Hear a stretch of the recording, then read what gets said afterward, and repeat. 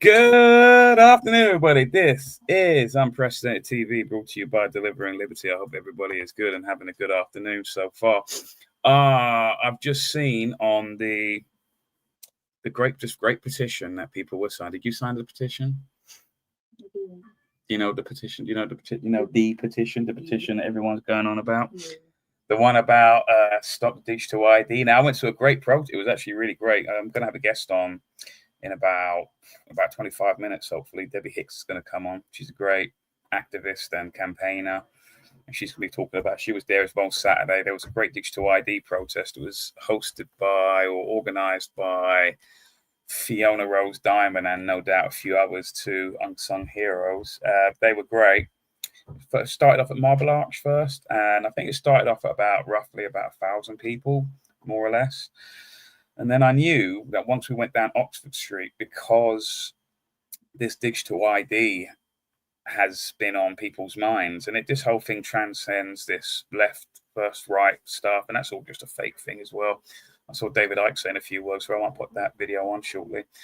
But basically, I knew when we went down Oxford Street and various other sort of well-known, populated places in London, central London, that I knew that people would latch onto it, like back in the days of the anti-lockdown protests. So people were, afternoon Carmig's welcome.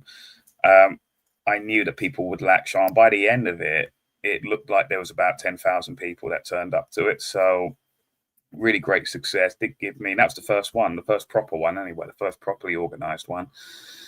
And hopefully it did give me nostalgic memories from the anti-lockdown protests. So yeah, good. Hopefully those things have been built. See, the second one has already been planned for in London anyway for the 22nd of November, on a Saturday as well. So yeah, it was actually good. It's quite good, high vibes. It was good. Made the mainstream media as well. Let's see, where is it? Where's mine? Let's see, where is it? I did see it made all the sort of London junk papers. It made, here's the Daily Mail 1000s saying they'll stick your ID cards if they march through London. Let's read a bit of it, see what it says. There's a little video on it, Chow. So let's see what it says. Thousands of protesters marched through central London to oppose the government's planned rollout of digital ID cards under tight police conditions. Demonstrators chanted and waved banners as they walked from Marble Arch to Whitehall this afternoon. It's obviously from Saturday. This afternoon at the scheme. It says that it's under tight police conditions. Now, to my knowledge, I mean, I don't believe that there was any proper. I mean, I can imagine the only notice that Fiona and others gave to the police was, we're having a march on this day. That's it. And that's pretty much all that they did. So I don't know whether that's an attempt on the mainstream media. I don't know, to say that we're trying try and infer that it was some kind of controlled kind of march. I don't know. Sir Keir Starmer announced in September that a mandatory digital ID system would be introduced by 2029 for anyone wishing to work in the UK as part of efforts to curb illegal migration. Former Conservative MP Andrew Bridgen, who was expelled from a party in 2023 for comparing COVID vaccines to the Holocaust, led the march alongside protesters carrying an effigy of the Prime Minister. Was that him carrying that? I don't think that was him. Was it? I know what they're talking about. That sort of, it was basically a sex doll that had been repurposed with Keir Starmer's face on it. An advert for the protest by organizer Mass Non-Compliance, that's the name of the group, Mass Non-Compliance, warned, if you accept digital ID now, it may be the last real chance you ever make. The Met Police instructed the demonstrators not to stray from the agreed route and to remain on the left-hand side of the road throughout. That might have happened. I don't know. The government's digital ID have drawn criticism across the political spectrum. Some photos there. I'll play a few videos actually as we're waiting for our guest. Conservative former Minister Sir David Davis, who opposed ID cards under Tony Blair, said, whilst digital IDs and ID cards sound more sound like modern and efficient solutions to problems like illegal migration, such claims are misleading at best. The systems involved are profoundly dangerous to the privacy and fundamental freedoms of the British people. So this is what, when we had on Fiona last week,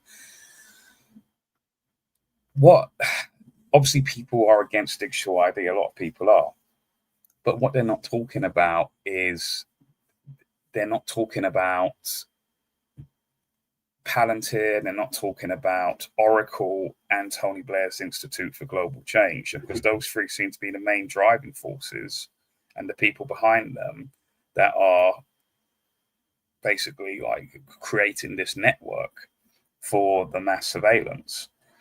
And it's just kind of being blamed on, oh, it's just the government today, it's Keir Starmer, it's all these people, and people are not seeing the sort of bigger picture to it. I see as well, just earlier, Trump, let me just get rid of that quickly. Trump yesterday has announced that there will be digital medical records. Now, again, I mean, I've stopped supporting Trump at least almost 10 years ago, because I happened to see what this guy was actually about. And there's still a lot of people, they've got this kind of almost cult-like worship to him, playing that, oh, he's playing 5D chess, or in this case, it must be 9D chess by now, because I certainly don't get why people are following him anymore. But this is from last night or recently. Let me just make sure my sound is on. You see there, that would have been if people have been watching UNN, that would have been the moment for that sound that stock footage that David puts on. But now the student has become the master. Now he's the one making the mistakes. That is what Trump had to say recently. With today's announcement, we take a major step to bring healthcare into the digital age, something that is absolutely vital. You got to do it. Moving from clipboards and fax machines into a new era of convenience, profitability, and speed, and frankly, better health for people. Under the leadership of Administrator Oz, we're officially launching the CMS Digital Health Tech Ecosystem to give healthcare providers, insurers, and software companies the tools they need to empower Americans with a 21st century experience on health. The key breakthrough we've made is getting many of the biggest names in the healthcare and technology to agree to industry-wide standards for electronic medical records. All of those great companies that you just heard have gotten together with this group of very brilliant people. I don't know who's more brilliant, them or them. I don't know. Could be them. I hate to tell you. It could very well be them. But I don't know. I'm going to take my team. But the key breakthrough we've made is getting many of the biggest names in healthcare and technology to agree to that those standards of electronic medical records that we talk about and you've heard about for so many years, and now it's happening. This will allow patients to easily transmit information from one doctor to another, even if they're different networks and using different record-keeping systems. No matter what system they use, they're all transferable. The new standards will also make it simple for patients to access their own personal health records. I don't want to see mine, please. I don't want to see. I don't know about you. They have all sorts of things, sir. They can tell you exactly what your problem is going to be in 6 years. We can do it. They have all these different things. I don't know if they work or not, but I didn't want to hear it. I didn't want to hear it. If I got a problem, I don't want to know about it right now.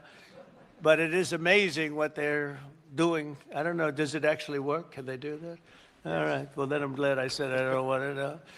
But thanks to this announcement, healthcare providers across the country will also finally be able to kill the clipboard. It's an expression that's used, capital, with a capital C, kill the clipboard.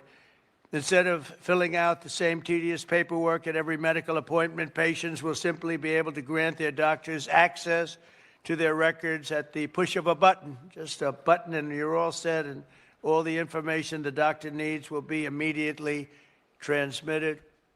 The system will be entirely opt in, and there will be no centralized government-run database, which everyone is always concerned about. I'm less concerned than anybody. I say whatever it is. But people are very, very concerned about the personal records. They want to keep them very quiet, and that's their choice. I think it's a great thing because it'll be absolutely quiet.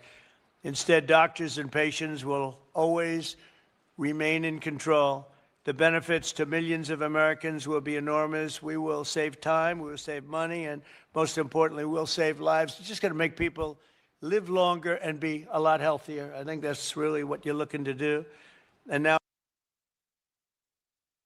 So, I mean, it is actually quite amazing because right now, all of these companies, the NHS, all of our medical records, that's why I always say to people, you should go to the hospital as little as possible and doctors as little as possible. You should treat them like your undertaker, really.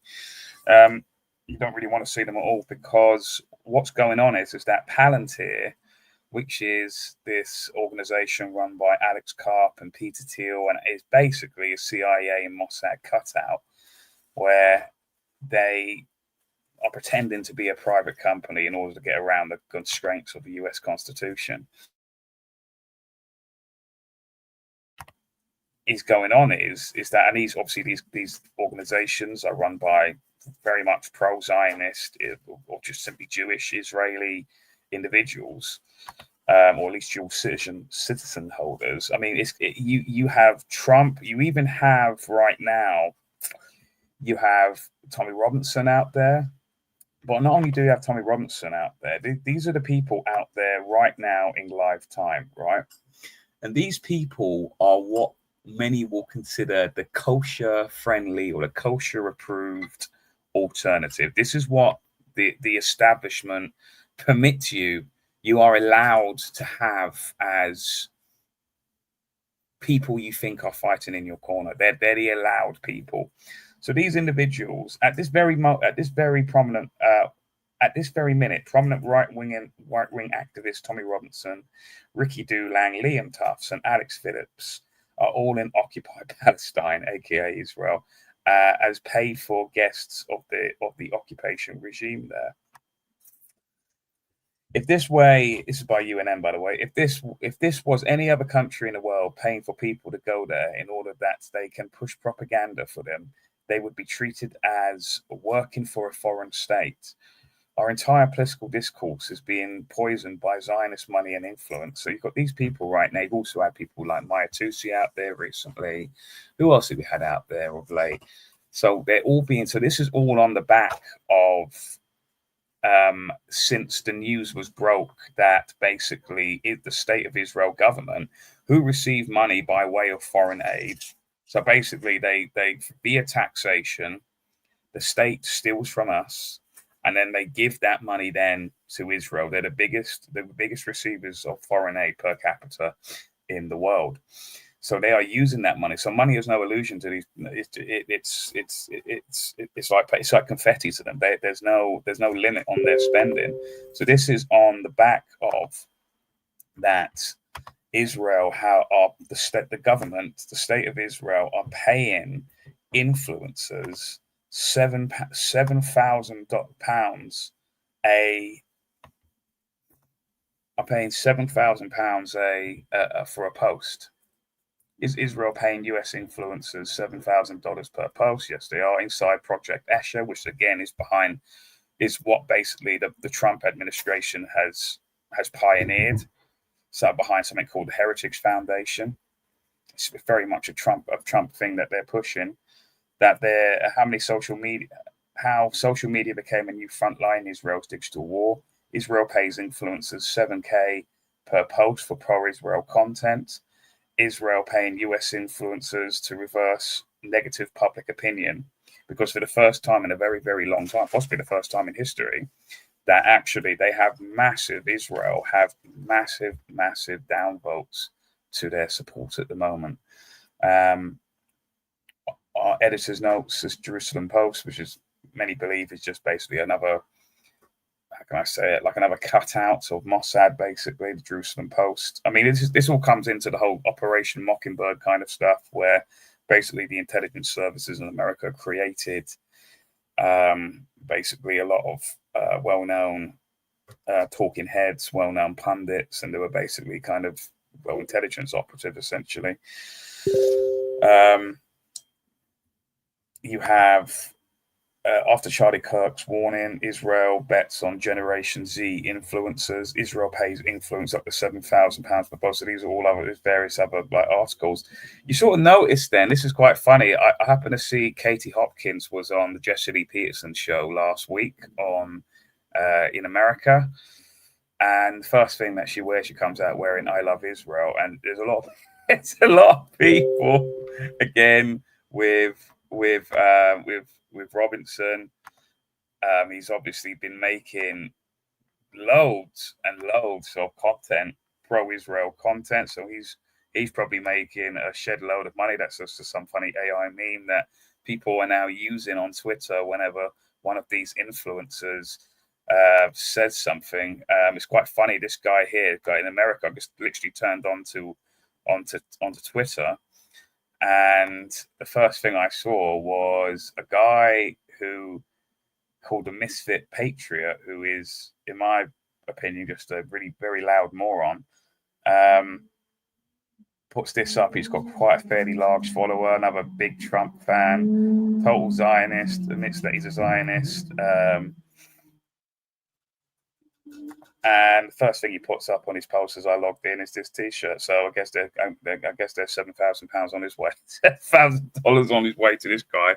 So it's quite something to see all this going on. So what these influencers are doing is basically not highlighting that the companies behind the digital ID, they'll say, "Oh yeah, we're against digital ID. We're definitely against it." But what they'll do is they're essentially being financially incentivized and paid to make people not connect that final dot and realize that these surveillance companies are essentially, Mossad. They're essentially Israel behind it all. Instead, what they'll do, they'll try and misdirect you and say, "Oh, it's just because it's Keir Starmer. It's Keir Starmer and Tony Blair." That's about as far as they'll go with trying to tell you what's going on. Tory leader Kemi Badenoch branded the proposal a gimmick that will do nothing to stop the boats, while Reform UK leader Nigel Farage says he was firmly opposed. Lib Dem said that they would not back any system that forces people to turn over their private data just to go about their daily lives. So it's made all the rags Saturday's march. What I did find quite interesting was I noticed that the pictures, the photos that the mainstream media are using all happen to be ones with together, #together in the backgrounds. And I'm no fan of Alan Miller of Together, because if you look into the history of Alan Miller, there's a very dodgy connection with Rishi Sunak, with David Cameron's top aide at the time when he was Prime Minister, and they were basically in some kind, and Baroness Claire Fox, where they were all in this, what seemed like some kind of Ponzi scheme regarding a science school in East London, according to the East London Science School. Very, very dodgy money and stuff going on there, from what I've done from my research. So it's very strange how most of the photos here, they all are cherry-picked ones that have the Together IDs in it, the Together logos in it. And keeping in mind, there wasn't really, I didn't see too many of those signs. I mean, there were some, yes, but not to how this mainstream media article is trying to portray it. I've noticed that a lot, and I've seen Alan Miller try to basically hijack the owner's organization to it and kind of loosely pretends that it was his kind of march.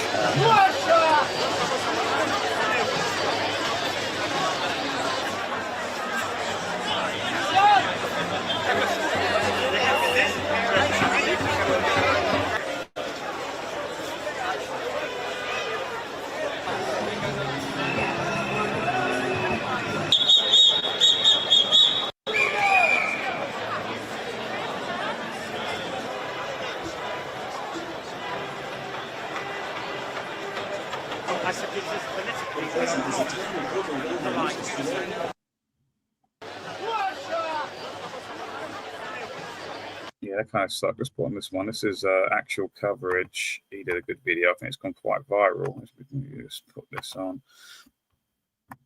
How many views has it got at the moment? It's got 20,000 views. There's no one he did. I think with David Icke's got over 100,000. I think. Let's put this on.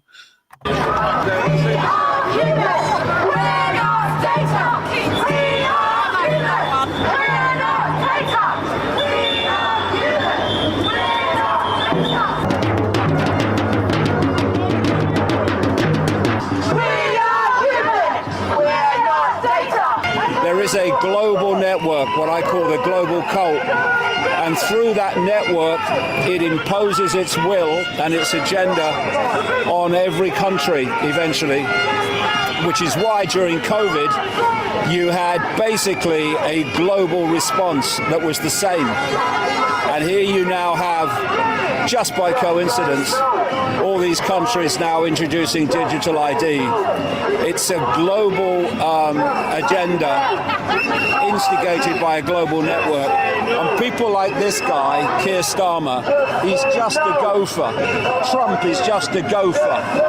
They're here today, gone tomorrow people. Whereas the cult network that's orchestrating it, and it's orchestrated it through the decades and the centuries, is always there. And this is a real line in the sand, and if we allow it to be crossed, then what's the future of freedom? There isn't any, you know? What we're not going to accept is the same excuses that people use to take the COVID jabs, right? I'm not going to accept it. It was convenience, that's it. It wasn't because they were genuinely scared of some killer virus, right? It was convenience. It was to go and access, to go to a festival and to go on a flight. I'm not going to accept that again. Ignorance is not bliss whatsoever, and I won't be dragged to hell and tyranny because people will just not want to find out. I know there's only so much that we can do to inform people, and that's why I'm telling people, go and inform yourselves, because if you know the roots of it and you know exactly what they want, you're not going to download that app on your phone and you're not going to sign up for one login. And it's not about getting your benefits and pension. I understand what they're doing, but don't do anything out of fear. If enough of us don't comply, it won't happen. We break that chain, and that's what we're doing. We don't need 100% of people not to be honest, because come on.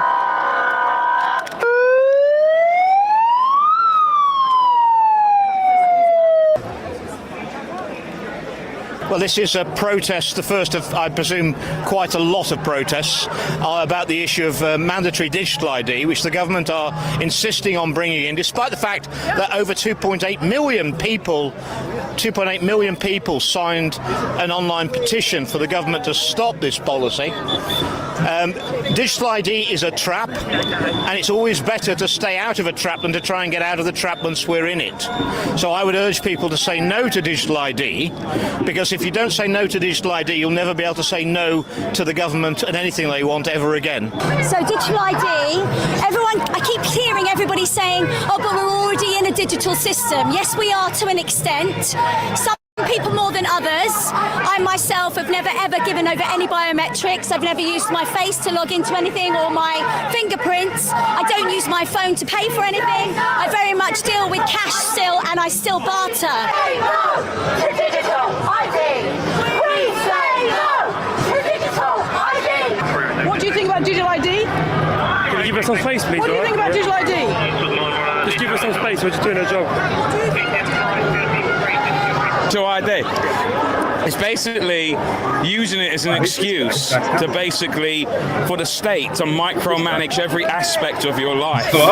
So basically they'll use the excuse of, oh, it's for national security, oh, it's to stop mass migration and all of this, but really it's all about control, because at the end of the day, criminal-minded people don't respect laws. Right? That's what makes them criminals. Laws don't work on people who don't follow laws. There's no point. And it won't be long with the way that our technology technology's going before it is a chip on your hands.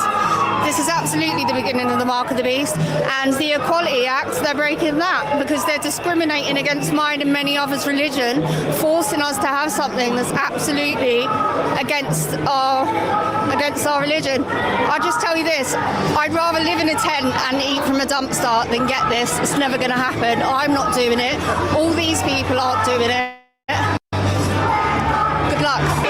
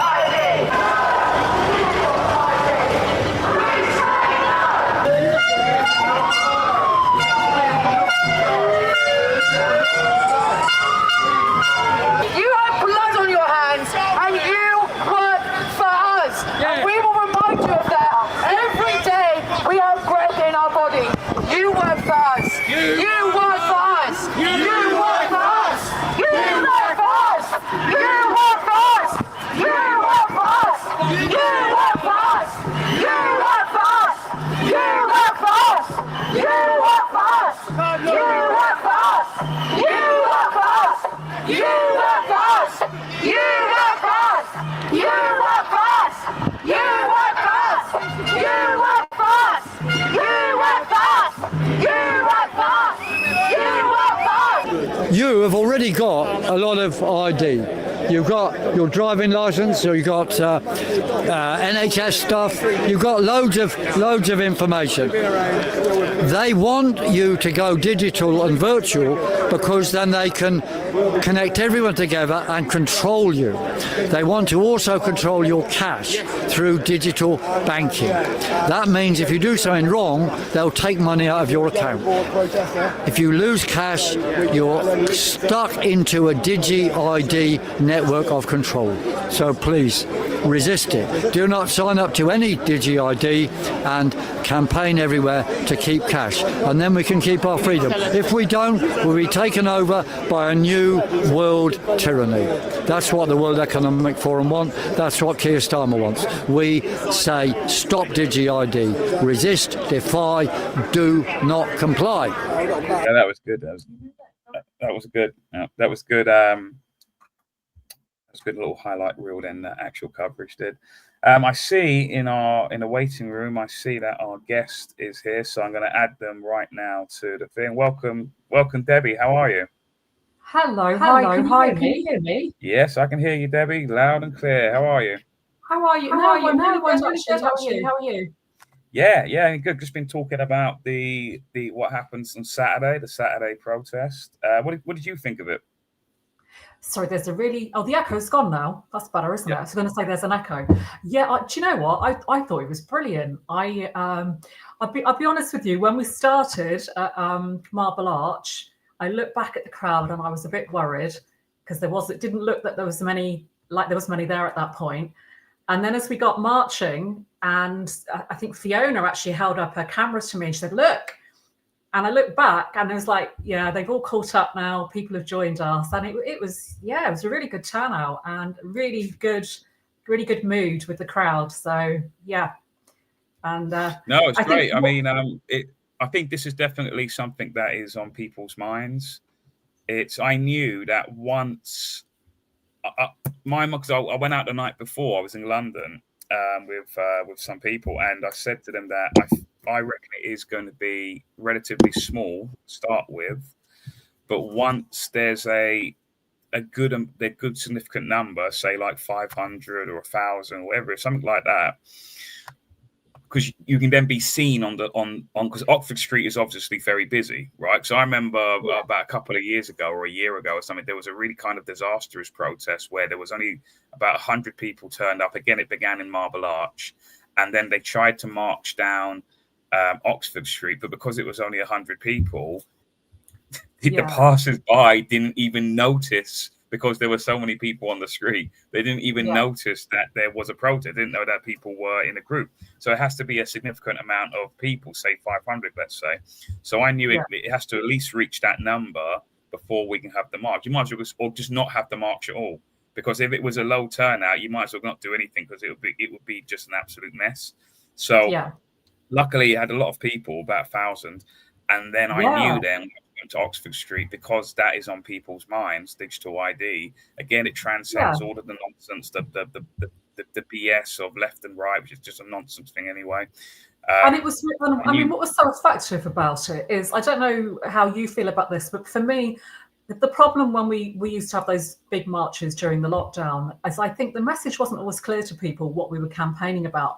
I remember having loads of conversations with people on the sides of the street. What's this about? Because there were so many different placards as well, because there's such a varied movement. But the message was so clear, Sean. No digital ID. It was so clear. The public got it. You could see them smiling and waving and joining in.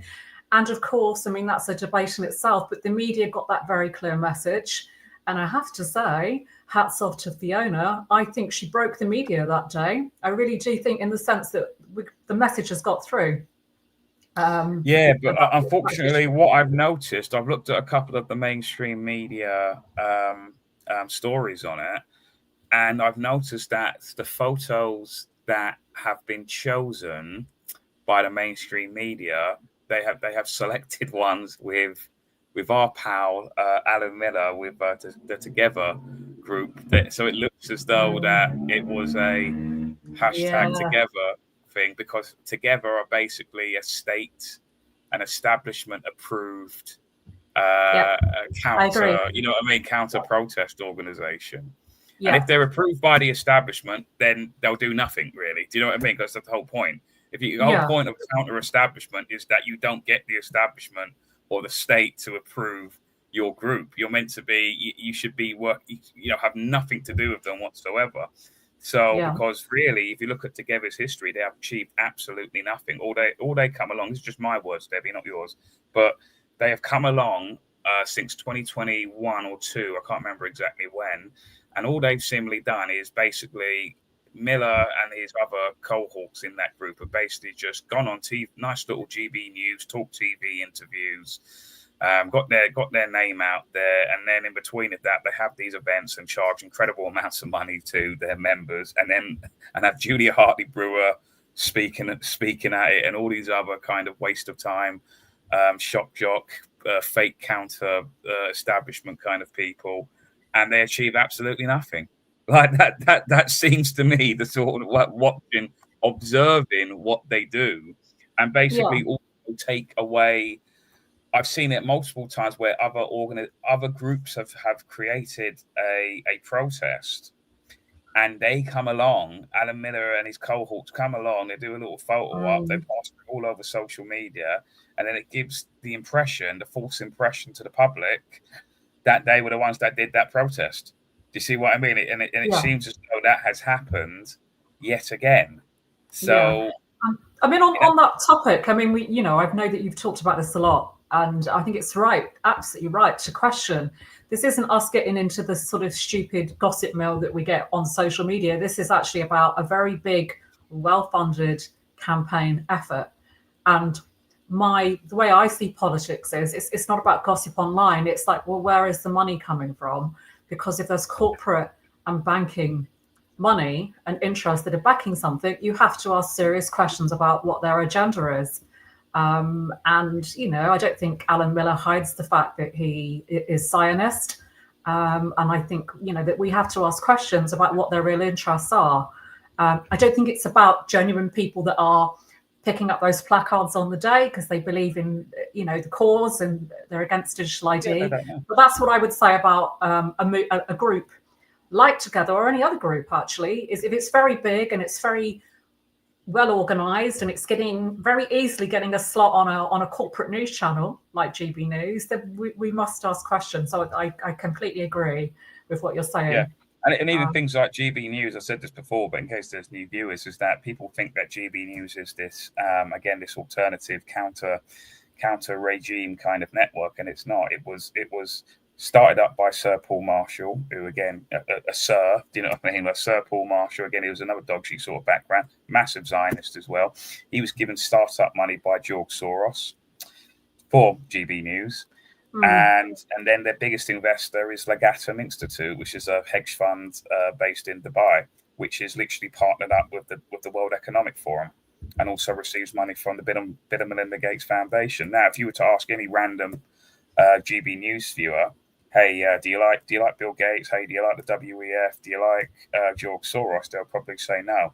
Well, did you know that these people are actually basically paying the wages of your favorite presenters on GB News? They probably won't know it. Yeah. So this is what I mean. And also the GB News also sits on the UK Press Card Authority as literally titled a gatekeeper. But they are, they are establishment. They are, They are establishment. they're part of the establishment. And if you're part of the establishment, you've got to play by the establishment's rules. So even though GB News likes to present itself, and it did that very well in lockdown and sort of managed to draw in a lot of people that way as being on the side of the people and of the causes that we're for, I think people need to step back and see, well, actually, GB News is part of the media class. And who controls the media? We know who controls the media. It's the banks, it's the corporations, it's the shady people. So they're not alternative media by any means. No. Like yourself. All GB News is a pressure valve release. It was purposely created because the regime knows. When I say the regime, I don't just mean the Labour Party. It doesn't matter who's the governing party. They're all just puppets, really, whether it's Labour or Tory. It's that the regime, the UK state, purposely created GB News because they knew that there was an undertone of massive dissent rising within the British people. So what they did was they created that network, and then it basically appeased a lot of people to the point that, I've got Dan Wooten who is fighting in my corner, or I've got, and I said this before, all those presenters that originally started on GB News that eventually all got sacked or they left. I said that would happen because all they're doing is they're bringing in people first, and they'll let them say what they want. Like with what's his name? I've got his name. Oliver, Scottish chap. Neil Oliver. Yeah. Sorry. Yep, that chap. Yeah. So they'll let all those people in, and then after about 6 months to a year, they will slowly get rid of those people because they have their followers have followed them to GB News. And then they will get hooked on the regular viewing of GB, become part of people's routines and stuff like that. And even though their favorite presenters leave, they will still watch GB News, and that's where the subversion will begin. So that people forget GB News are pushing the jabs. They were pushing the Ukraine, even pushing Ukraine now. Really, most of the presenters are. You've got literally Boris Johnson. Is he still a presenter on GB News now? I can't remember. But the fact that he actually worked with them, probably. I don't know. He's on the COVID inquiry today, isn't it? Is Boris Johnson is in the hot seat today? So I mean, he looks like an absolute mess nowadays. I saw him. They did a video last week. He looks like a right state now. He's aged and even grown more weight. To be honest, like most of them, I suspect most of the time he's on something. I mean, I'm being really honest here. I'm not just mocking. I mean, most of these MPs on the front benches. I mean, a long time ago, Shield status, just living up to my Shield status here. When I left university, I don't know if I told you, Sean, I actually worked for an MP. Very briefly, running their office in the House of Commons. Obviously, I was in my 20s.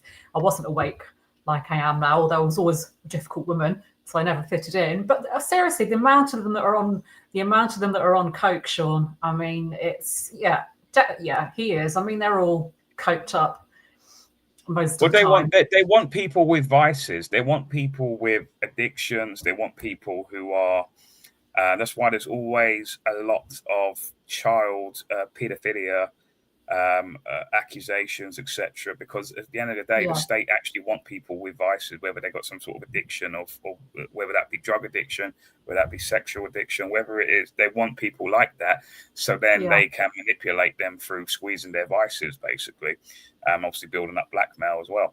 But anyway, Debbie, sorry, we've gone on a bit of a sidebar already. So obviously to connect with the digital ID stuff, you are organizing some static protests. Is that correct? It's something I've been planning to do for a long time. I was going to start this earlier this year, but because I've been so ill this year, I haven't done anything. And then I'd got it all sort of planned and ready because I could see they were talking about digital ID. I see that Labour, before they announced it, were talking about this so-called brick card. And I started to sort of plan things and start getting ready to do something. So what I've decided to do, because it's my forte, it's what I'm good at.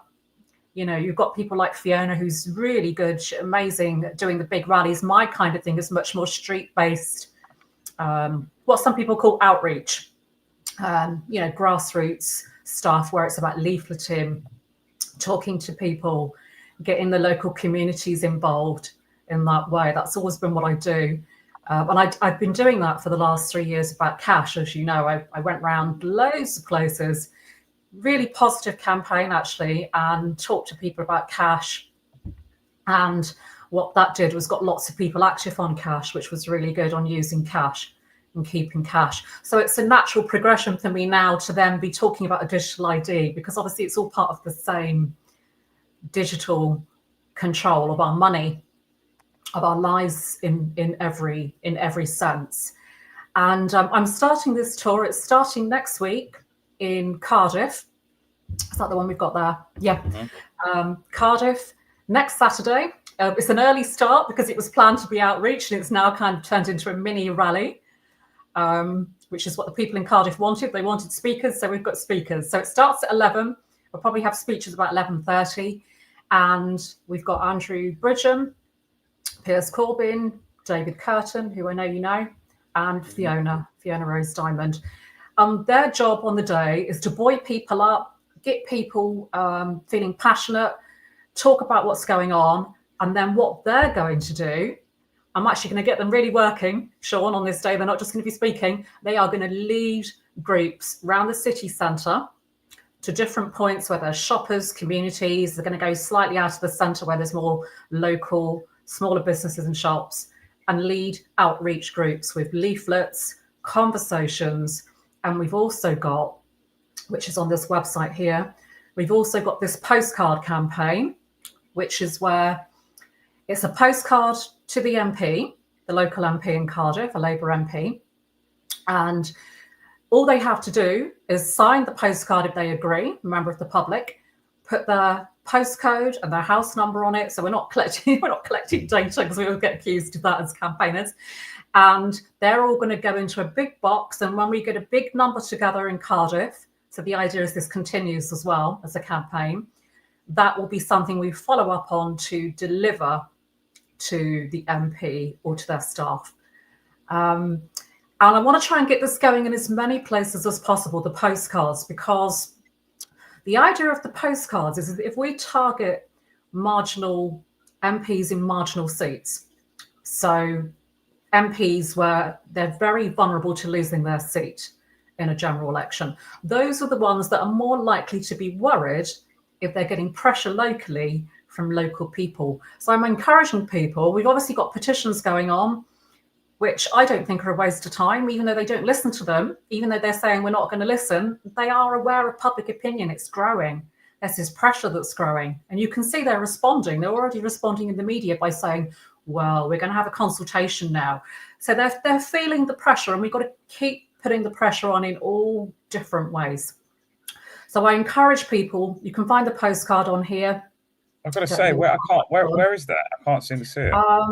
If you go back up to the main page. Oh, sorry. Yeah, that's it. No to digital ID and war conscription leaflets. I think it's that one at the bottom. This one at the bottom. I think it's that one. That's it. Yeah. Yeah. So there's a leaflet there. That's a general leaflet that anyone can use. It's what I call friendly for the public. It's not just for the awake community. We've got to always try and think about how are the public going to read this, who don't see the world the way we do. So it's done in a way where it talks more generally, in a more kind of softer way about digital ID. And then, because I always like to be proactive on the back, it's got solutions. What can you do as an individual? What can you do if you want to campaign? What can you do locally? So it gives people all kinds of ideas of what they can do to resist or campaign against digital ID. And we can talk about that in a moment, about all the things that people can do, because there's so much people can do. And then, as you can see further down, you've got the links there to that postcard that people can download. They can print it off. And if they want to, all around the country, you can go out into your high street with these postcards, set up a stall. All you need is a table and 2 or 3 people. That is all you need to be effective. People forget we can do things. So these constituencies you got here, they're literally they're like they could swing any direction basically, because the ones you've at got the top, 0.02. Yeah, This 15 votes. That's sorry, where is that? I can't see the yellow from here. Hendon in London. Who's Yeah. that? I mean, that would be a perfect. I mean, maybe we can even, there's so much we can do. Perhaps some of us can get down there and do something. That would be the perfect target for people. If you live in that area, a few of you get down into your high street and start getting the postcards up together and send them to that MP, because they are so weak. Those MPs are so weak to pressure. And they're going to be watching because they know that the local elections are coming up in May and the polls are showing a wipeout for Labour, a wipeout from Reform. So these MPs are the ones to target. So go on this webpage, look at the information about these most vulnerable MPs and target them. Keep bombarding them with emails, send all the postcards in, get a street stall going, get an appointment to see them if you can. It's where you could go in and talk to them. So I really encourage people to do this. This is something I did during the lockdown as well with the COVID passports, which is exactly the same thing, really. I mean, it's all connected to the same animal, isn't it? I mean, people think that these are all separate things, like separate, separate things going on. But really, it's all attached to the same beast in a way, isn't it? It's all part of that agenda, Agenda 2030. Yeah, no, absolutely. And as I said, I think you don't have to be a campaigner. You don't have to be an activist to kick back from what's happening. Because the thing with digital ID is we, for decades, have been part of the problem. All of us, to some extent, have been part of the problem, whether it's having a smartphone, whether it's not using cash, whether it's doing your banking on your phone or your computer. All these things we have been. I mean, I personally don't do that any longer. I don't do online banking. I don't do banking on my phone. There's so many things people right now, before this gets worse, and before this legislation passes, if it does, that we can do. The smartphones, at least if you can't get rid of it, at least get rid of everything that you do on it. Get rid of the apps. Stop banking. I mean, did you know today, Sean, have you seen the stuff going around on social media today? Somebody has posted a screenshot of their NatWest banking app. And on the app, it's starting to show the carbon credits now. I tell you what I have seen. I've seen something similar to that. I haven't seen that specific thing, but what I have seen, and I'll play it here, it's only a minute long. I saw the Rise Above guys. They made a little short video regarding basically your sandwiches now that you buy from supermarkets. They come with a point alarm, apparently. Let me just put this on. It's literally only a minute long. This is Lance and Andy from Rise Above. I was just playing it. You're still eating sandwiches in these packets, which I'm not going to lie, I live on the road MCing. I eat things like this sometimes. You're a road man. I'm a road man. When I'm at service stations in the middle of the night, I basically have a choice, McDonald's or a sandwich like this. But now a sandwich like this comes with a carbon score on it. I've already seen these. Why is it coming to light this week? Why is it suddenly... Because they're saying... so fucked up, they call it your allowance. They actually say your allowance. They're essentially telling you that you're only allowed a certain amount. This is so sneaky that this is already on our food. And the crazy thing is, there are still NPCs and normies out there that will tell you that this is a crazy conspiracy theory. While they're eating a supermarket BLT sandwich that has 8.1% of their daily dietary carbon allowance printed on the fucking box. Like, the thing is, at the moment, right, if you know anything about mind control, right, then you'll notice that you're currently allowed to go. Like, Lance, you could go into a store and buy 20 or 33 of these sandwiches for yourself and walk out, no problem. Even though it says 8.1% of your allowance. That's what I'm saying. But they're already getting it out into the psyche. Oh yeah, of course. You shouldn't be having more than your allowance. You wait till then it's you. Oh my God, can't believe what your steak will be there with like fucking 66% probably more than that. When you eat a fillet steak, it'll be like this is 90% of your carbon It's like a allowance. thick cut ribeye or something like that. For the That'd be month. like 2 days worth. Yeah, totally. It'll be tracked as well, and then it'll be like facial recognition. You think if you can't grow like because your broccoli or if you want to have an avocado flown in from Mexico or wherever it's. Here's another thing to watch out for.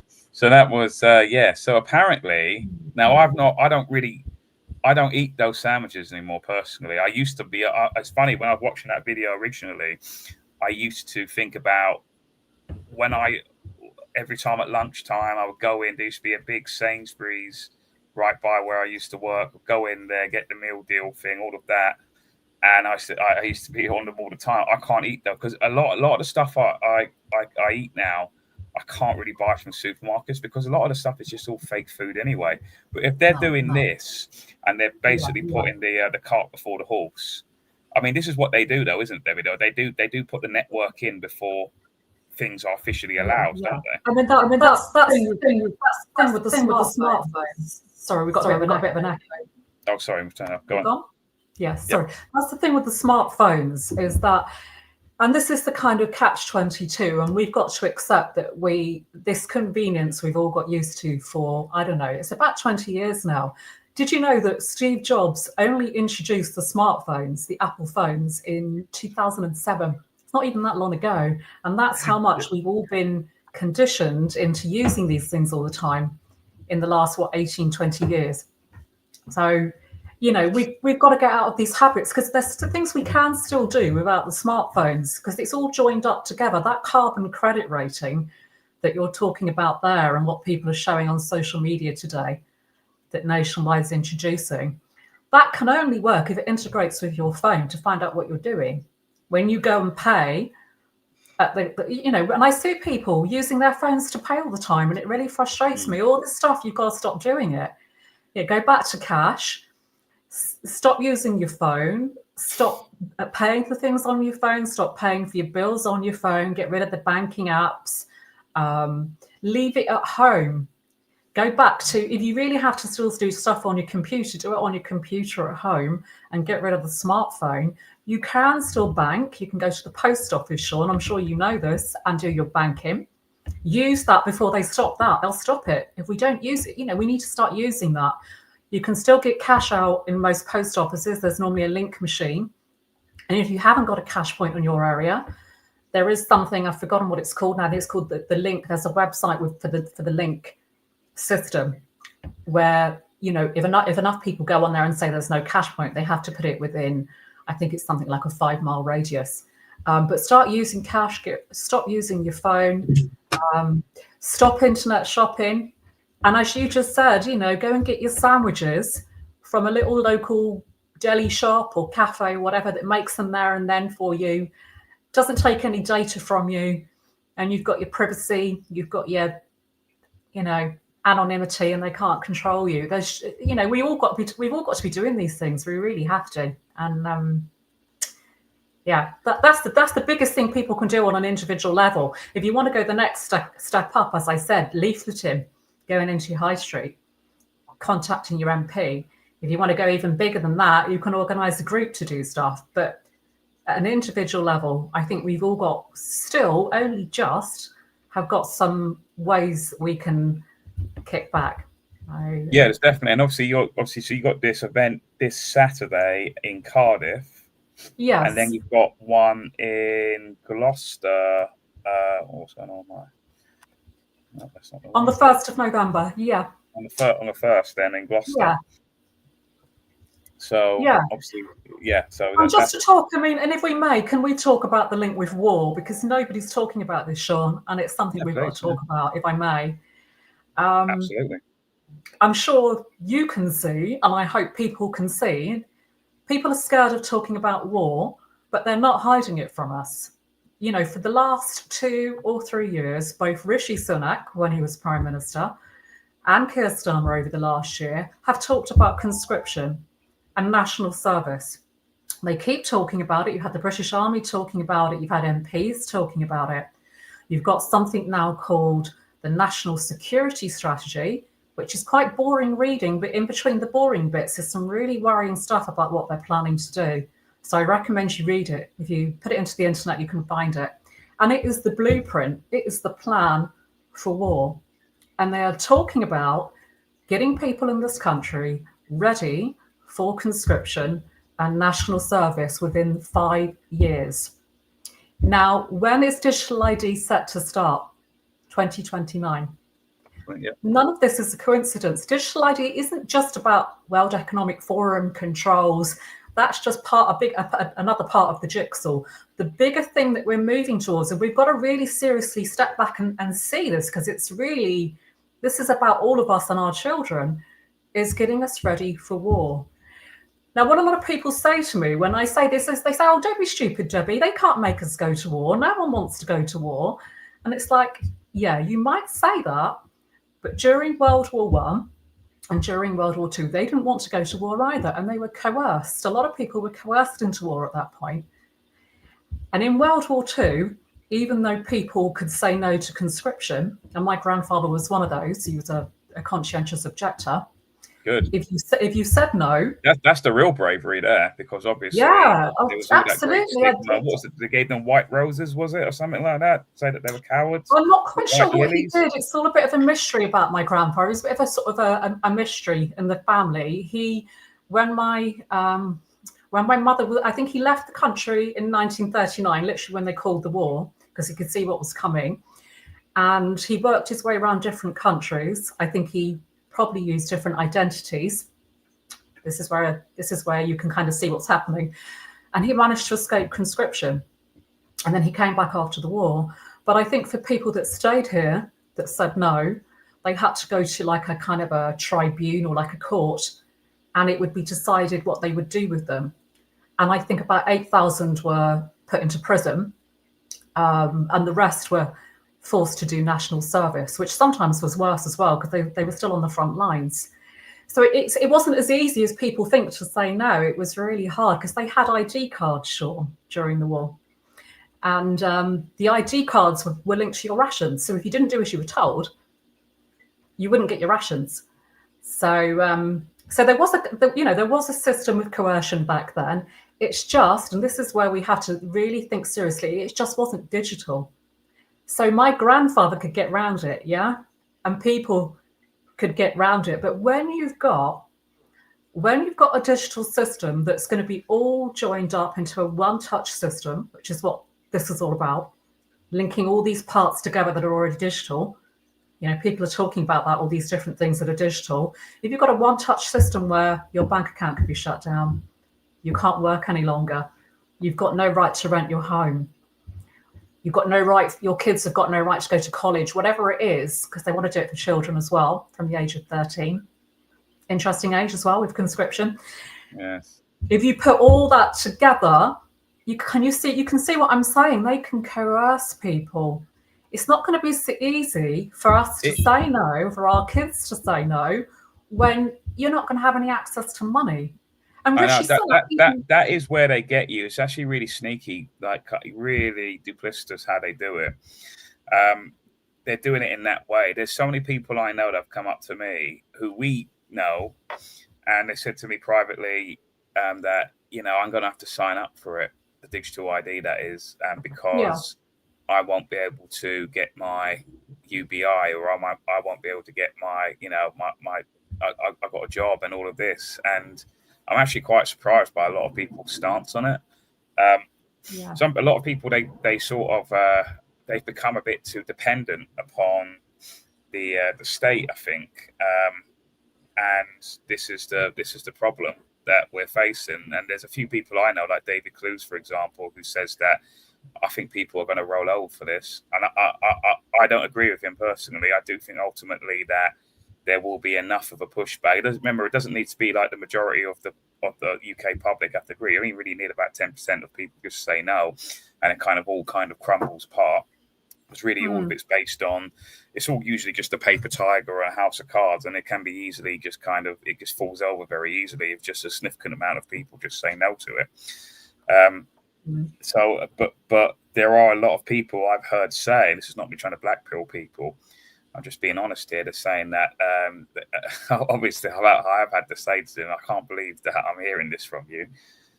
But it's that fear, isn't it? That once that money's involved and it connects to their, I think, see, the problem is, Debbie, I know some of us do have hard lives, but really compared to a lot of the third world and stuff, we've got it quite good, really. You know, I know a lot of people might disagree with that, but really, we haven't gone through these real hard times yet. Yeah, people have bad days, people have like not great lives or whatever, but it's still 10 times better than what some people got arrested around, around the rest of the world. I think you've hit the nail on the head there, actually, Sean, in terms of how people are coerced, because I keep hearing this argument online, which I think, to be fair, is quite misleading, because what people say is, well, it's not mandatory.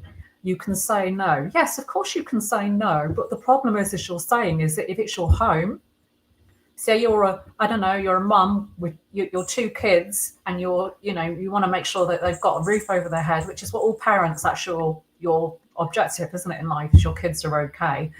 It's not easy to not comply. It means losing your home. It means this is going to be linked to benefits as well. They've already talked about that. It's going to be linked to benefits, to pensions, everything.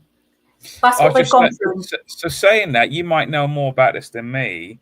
So they've already introduced, or are they going to introduce the veterans? So someone said in the comments here, they've already said that they're going to use veterans as a trial for digital ID. And no disrespect to the veterans, but unfortunately, veterans are very compliant people, because they've basically had a whole career of basically taking orders and following orders, etc., and being conditioned to execute those orders. So they would be the perfect kind of people to first try this sort of stuff out, because obviously if it doesn't work for them, it ain't going to work for the rest of the public. And I think, unfortunately, having met veterans in the past, that they will just do anything that the state tells them to. They highly respect authority, because obviously they've been conditioned to do so. It's voluntary, which kind of special would do this, as they are the way that we've been treated by them. Actually, don't get I mean, and I'm just reading the comment from, is it Ashley, about veterans? Yes. I mean, they've already trialled this. I don't think people are aware. During the lockdown, I discovered, when I was doing stuff in Oxford, actually, with friends there, some of the ladies that you probably know from Oxford, we discovered, talking to the rough sleepers, that they had to have a digital card, like a card. Have you heard of something called Go Henry, which is what children have? It's an app where it manages their pocket money on their behaviour. It's a social credit system for kids, called Go Henry. This digital system like that was trialled, and I don't know if it's still going, it probably is, during the lockdown on rough sleepers to access their benefits from the DWP. And it was contingent, if they wanted access to temporary accommodation, whether it was a hostel or even a hotel for the night, they had to have this app, this money. So they've already trialled it on the most, to me, that's the most vulnerable group, isn't it, is your rough sleepers? Because nobody sticks up for them. Nobody speaks up for them. So now they're talking about veterans, and of course there's an overlap, isn't there, with homelessness and veterans. I think, they're attacking the weakest groups. I think also, I have to say, I think picking on veterans is very political, because I think in the current climate where we've got all this tension about immigrants and refugees, and also, people coming into the country, the whole kind of patriotic flags and all this stuff going on, I think linking that to the idea of our veterans, and don't get me wrong, I think it's appalling, but linking it to that, I think, is going to anger people as well.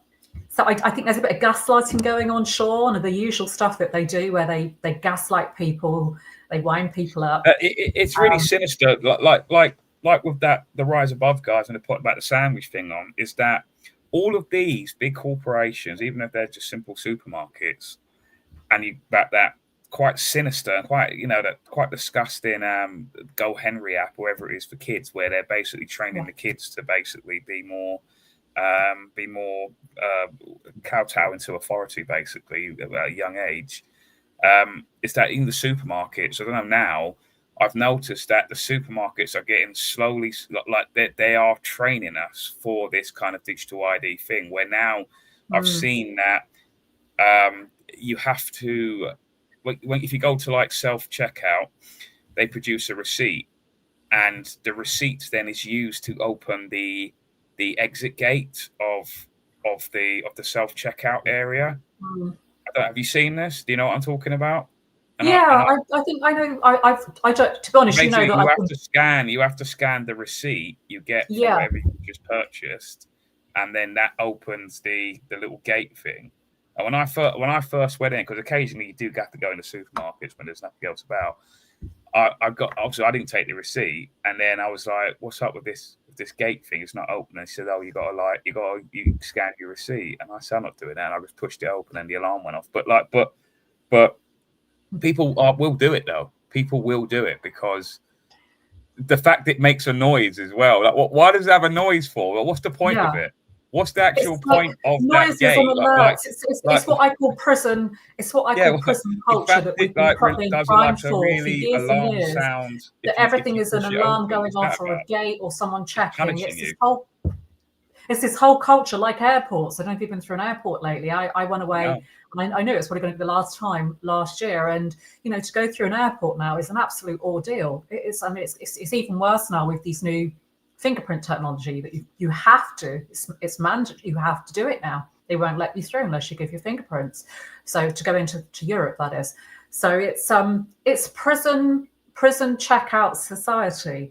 And I ask people, it's like, well, why do they want us to get used to being treated like we're going through a prison checkout all the time? Because actually, this is the digital prison that they're building. And also, again, it links to war, actually. When we finally get to that stage where they say, right, we're going to be very active in war, because at the moment, there is World War III is already, I'm sorry to be so negative, but we have to be honest, it's already started. It started quite some time ago. There's conflicts going on all around the world in most places. There's things going on. It's just we're not on the receiving end yet. And when we are, and it's inevitable, we're going to be, that prison checkpoint system, your 15-minute city stuff as well, that's what we're being primed for. That's what we're getting ready for, that we'll accept it, that you can't go here, you can't go there, or sorry, you can't go abroad because we're in a war. So it's not just the social credit system. That is just the kind of the new economy kicking in. It's about getting us ready for this, and it's more important than ever, actually, that I think we kick back and we don't comply, and we talk about this so that we can try and not resist. Try and resist, should I say? Not resist. But, yeah. Yeah. So that's good. So this Saturday coming, you've got the one in Cardiff, and then Gloucester the week after. Is that correct? Yeah, so Cardiff on Saturday. It's going to be I'm really looking forward to it, actually, because this is really outreach based, and I love that. I love getting engaged with the public, because there's no better way of knowing what's really going on in the country than talking to people. And I think all of us are guilty at times of living in an echo chamber where we don't truly know what people think. And I think this is going to be my first time out talking to people in a big way about this. So we're going to get a really good feel for it. And I think it's going to be great to have people like Andrew Bridgen and Piers Corbyn leading that as well. So they're going to be on their best behaviour with me. They've got their itinerary for the day, that they're doing outreach as well as speeches. And I ask people, if you turn up, don't just expect a rally and you're going to go home. I want you to come and do some work. And yeah, it's work. It's talking to people and sometimes difficult conversations, but it is so worth it, because that's how we change things, is getting the message out and talking to everyday people. So it's true. I think it's in people's minds. It is in people's minds, but obviously, how can I say it? Like with the COVID era and stuff, is that a lot of people, they've never been on a protest. It's just that sort of stuff isn't for them, and they just need to see other people, I think, do it. It's like monkey see, monkey do almost. They have to see other people doing it, and then there's loads of people from that COVID era that never voted in their life, never were interested in any kind of politics whatsoever, never went to a protest before, and it was, it was all new to them, and just seeing people have these, because a lot of people think that they're just by themselves. Oh, only I think like this, I'm different, I'm the other kind of minded people.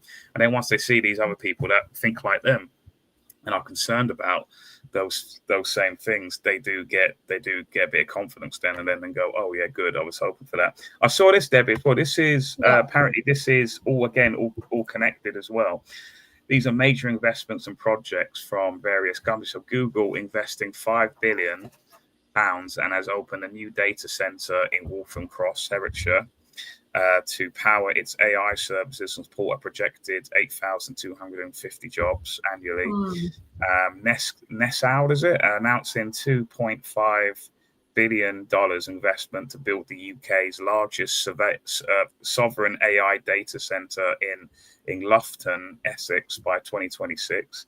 Microsoft investing billions in the UK's AI sector, which plans for multiple new data centres in locations like Leeds, Newport and Acton, northwest London.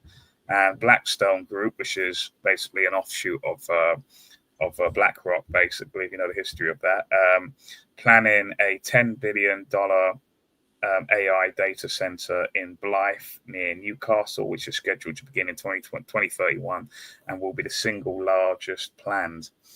So that's all quietly kind of going on. Whilst we're all distracted about should we put flags out on our doorstep or not.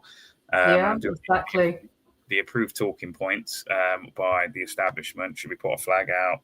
It's quite. It is not that I'm against like the flag being up of our own nation, right? But that is clearly stuff like that. The fact that it gets spoken about on Talk TV and GB News and BBC Question Time and all of these other things, that tells me, and it should tell a lot of people, that this isn't the real issue we should be talking about. If the BBC are talking about this, we shouldn't be talking about it. It's not. It's because the BBC is obviously the state's mouthpiece, isn't it? It's literally part of the state. So, and Sean, as well, if I may say so as well, I ask people to step back, because I'm not saying this in the sense of it's wrong to put British flags up. We are in Britain, but I ask people to step back and think about culturally, what do they need people to feel to go to war? They need them to feel patriotic. It's not a coincidence. Seriously, it's not a coincidence. This is the build-up of this patriotic feeling is actually, to me, a very orchestrated campaign to build up that sentiment. Because what I fear is going to happen, and I hope I'm wrong, is that we've got some big false flag terrorist events coming down the line, which even, Benjamin Netanyahu has even said, hasn't he? There's going to be attacks in Europe. I think he said that a few months ago. These things are likely coming down the line. And if people, unfortunately, lots of people die, people are going to get very upset and angry, and they're going to look at blaming a common enemy. And that's when, if you've got a common enemy, when people, like there was a common enemy in World War II, whatever we think about that common enemy, there was a common enemy. And if we've got a common enemy again, you're starting to build that public support for war, which is what they've got to crack at the moment. This is the problem they've got, is how do we get the public behind us? So all these things, digital ID, the flags, the politics of it all, it's not a coincidence. And I just ask people to step back and think about these issues in a bigger sense, rather than, because I think people get drawn in, don't they, to whether it's the boats, even, they are. I've put this up here. So this is on the UK. See, this is all designed to purposely get people's backs up. This is everything you've just said there, Debbie, over the last couple of minutes there, is all part of this, right? It's all to get people's backs up, right? So on the government website, gov.uk, terrorist ideologies, extreme right wing, right? We define extreme right wing terrorism as the active or vocal support of ideologies that advocate discrimination or violence against minority groups. The three most common subcategories of extreme right-wing terrorist ideology and their narratives are, I don't know what the other two are, but this is number one, cultural nationalism or Western culture, Western culture is under threat from mass migration and a lack of integration by certain ethnic and cultural groups. Well, that is true, I believe, right? Because obviously Western culture, but that the whole migration crisis, mass migration crisis, is being done on purpose again. And these are my words, Debbie. I don't know if it's up for what you think about it, but basically that is designed from Israel, right? This is all to do with things like the Kalergi plan and all of this, where one of the fathers of what's known as the father of the European Union, Richard Kalergi, who was like a very big pro-Zionist and very much against anti-Semitism and all of this, the usual kind of character sort of traits of that. And that basically his dream was that to basically flood all of Europe with all different forms of minorities. This came off the back of World War II. And this was all designed, I think personally, because obviously what happened in the 1930s with the rise of Hitler and all of this is that I think that a lot of the Zionist kind of lobby, they didn't want to make sure that another Hitler-like figure came to rise again, right? So what they do is they then punished every other nation within Europe because of one guy, and basically they flooded the entire European nation, the European continent, with all of these people. What they don't know is that it's mostly coming from Israel, because Israel, in the sense that Israel are bombing all of these surrounding Arab lands because of this belief that they have from a Bible they're using as a land deed reference of saying that there was 3,000 years ago this land was promised to us, and we therefore should have rights to all of these lands, including Egypt, including Jordan, including even up to Turkey, right on the border of Europe. That these lands belong to us, says the state of Israel. So with the help of the UK and the USA and a couple of other European countries, is that they are then carpet bombing all of these nations to make those lands so unhospitable for the indigenous people there. And then eventually, like you see in Gaza, like you see in various other places they've bombed, is that people it's human nature. People get tired and they go, right, I'm going to leave. I don't care. We're leaving. Yep, the Greater Israel Project, as Secret Shrill says on YouTube. Greater Israel Project, absolutely. And then they are, with the help of these NGOs, which are linked to basically the regime, the establishment, whatever you want to call it, they are then helping these people get to these lands in Europe here. And what then these people who are currently all amazingly at the same time of the news of when Israel are paying these influencers $7,000 a pop just for a positive Israel post, all of these individuals, Tommy Robinson, Liam Tufnell, Alex Phillips, I can't remember who this guy is. You've also got the Lewis Perry, former UKIP leader. They're all currently in Israel. I mean, they're paid essentially to lie to their followers who support them and never connect that final dot. That's what they're paid to do. They're paid to misdirect you. Absolutely. And it's of course, if you've got GB News constantly, these parties, reform, people in reform constantly saying, those things are the problem, people in the Middle East or Palestine are the problem. Everyone, they're focusing those people that support them on other genuine issues, like the carbon nonsense, the net zero nonsense, like being against digital ID, 15-minute cities, all the stuff that those groups have said, we're against that. They've got support that way on very genuine reasons, but then they're directing the anger that then comes from that and the hate. Because hate is a very powerful thing. And if you can get people to hate, you can really manipulate them. And I think it's all very much been weaponized, Sean, to distract people from the things we're talking about today, to talk about the fact that you are going to be pawns in their war game, cannon fodder. They don't give a, sorry to use bad language, they don't give a shit. These people, I'm sorry, Nigel Farage, Reform, GB News, all these people, they don't give a shit about you And if they don't care, let's be really, really honest here. Whatever you think, if they don't care about Palestinian babies being blown up, do you think they care about your children? No, No, they don't. They don't. give a- Again, reform. They don't care. Like I said And about this is what we have to. I mean, this is serious now, because this prison that's being built around us is digital prison, and it's going to be a physical prison as well. That's what the digital is going to take us to. Is going to be like that concentration camp, which is what it was in Gaza. That's what our future is. If we don't start right now rising up, not complying, doing everything we can, whether it's doing something with the MPs or leafleting or not using your phone, everything we can possibly do. If we don't, I already think we're going down the fork in the road that David Icke talks about. If we don't, this is our future, because these people don't care about human beings. I would say they're not human, in fact. I'm not getting into the whole lizard theory or anything like that, but I mean, they're not what I call human beings. They are detached from their humanity. And these politicians, these robots that they're using, they're so controlled. They've got so much dirt on these people. This is how they control them. You know, whether it's Keir Starmer or Trump, or, you know, they've got the dirt on them all. That's how it works. They've got the dirt. They can control them. And yeah, it's a horrible future.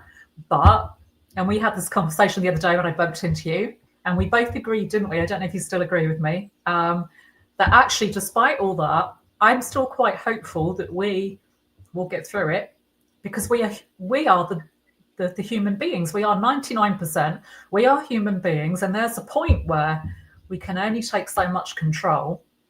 We can only take so much of all this constant war, which it has been, hasn't it, for the last century and a quarter? It's been constant war, and where we're gonna kick back. And I think, you know, I'm hopeful actually that people will. I mean, look what's happened in the last 5 years since we started those marches in 2020, Sean.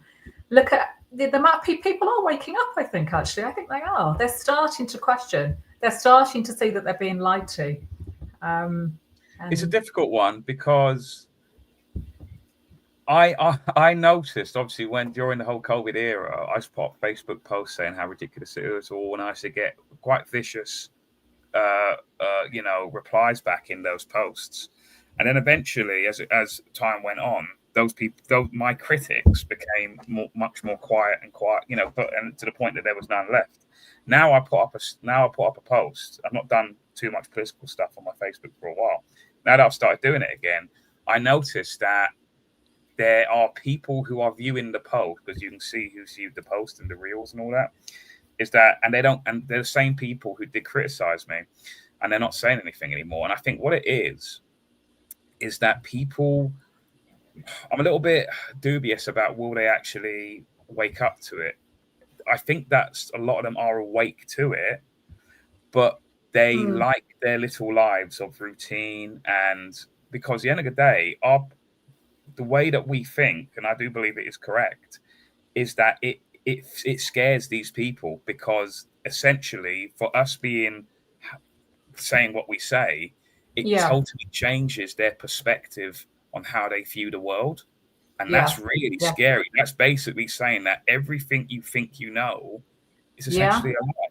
It's like the Matrix sort of thing. It's like it's not real. Well, your perception, even though you thought that I was wacky, or all these other people are wacky and all of that, is that actually we've turned out to be actually correct, and we've been predicting all this and continue to get stuff right. And how do we constantly get it correct? Because we know, because we do our research. Because we're, as much as I'm hopeful, if I may say so, I describe myself as a hopeful cynic. I don't know, in the sense that I can see through all the, I question it all. I've always had that kind of mindset. It comes from my mum, and I'm just a very questioning person. I always question everything. But I also believe that, and we had this discussion, that human beings ultimately you can control people so much. There's that saying, isn't there? You can lead a horse to water, but you can't make it drink. They can take us so far, and they're doing it. They take us so far, but there's a point where, because we are human, we're not like the AI models that they predict, which is the world that's around us now. Everything's been done by AI and algorithms and mathematical methods, but we are not mathematical algorithms. We're human beings. We're unpredictable. often we make decisions based on emotions, on the heart, on things that are not predictable. And that ultimate part of us, I feel, is what will come through in the end. I mean, everything has a kickback, doesn't it, Sean? In the sense of you try and take cash away from people, they start using it more. Everything's kind of like that. You try and tell people you've got no choice but to have digital ID. It's like, oh, I'm not going to have digital. So they are creating that push and pull factor at the moment. It's like what this comment says here by Gary Warren on YouTube. It says they are trying to run the world like a corporate office. True. These people who are making these decisions and pointing out these policies and all of that, all it is that they are kind of spurgy people. They are people who think that they can control. They live in a very theoretic world where in theory it works. Yeah, in theory it works. If we just get everyone to just sign up to this, we can just do this. And they're just mega control freaks, right? But they are destined to fail. Because obviously, like you just said there, everyone's an individual, everyone's different, everyone, you just can't, it's impossible for people to do this. That's why I know it will naturally fail, because what these spurgy control freaks don't get is that people are individuals. You just can't control people like that. And it's just not going to work. They just think that it will, but it won't. No. It just won't. I mean, like, they're trying to know. I don't know if you've seen, Debbie, that Pizza Hut has gone into some form of administration. Only the restaurant part of it. So all of the deliveries, all the ones you go to that only do takeaways, the small ones, they'll still be in service. They'll still be about, but it's just the restaurant Pizza Hut, right? Okay. That are doing. And that's again, because all this is going to be about. It's just going to be about the service. It's going to be, again, this is all connected again with the mass migration thing and the greater agenda. And then you got these Uber Eats people and Deliveroos and all of that, which is like the number one, employer of illegal migrants and all of that. But people, what's happening is that, again, we have it too good in this country still. We have essentially a new modern slave class. So they're not slaves in the sense that they don't get paid anything. They do get paid, but it's just incredibly low wages with no workers' rights or anything like that, no workers' benefits. And it's basically because, again, it's all done on the back of convenience. That's how they sell a lot of this tyranny. It's that, just download something on your phone. It will be easier. Like you say, with the banking apps, you don't have to go to the bank.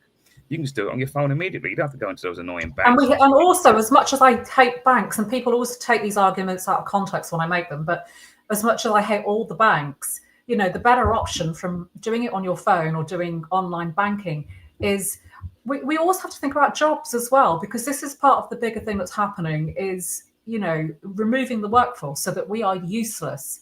Because they don't need us anymore to make profit. So they want to get rid of us with all this AI and robotics. And every time we, do online banking, it means those staff, they're human beings like us in those banks, are losing their jobs. All of this that we're doing is about our children's future, and there's no jobs for them. I mean, my son is 18. He's just finished a college course in animal care. It's not an easy thing to get into anyway, and he's now doing a lifeguarding course as an alternative to get a job. There are no jobs for young people. The statistics are not the real picture of what's going on economically. There's no future for young people because there is no work. It's all being replaced. We're being replaced. And we have to start thinking this isn't just about, doing away with the technology. This is about work. Human beings, if we want society, community, town centres, which is where communities are based, when you take work away, all of that goes and people have nothing then as human beings.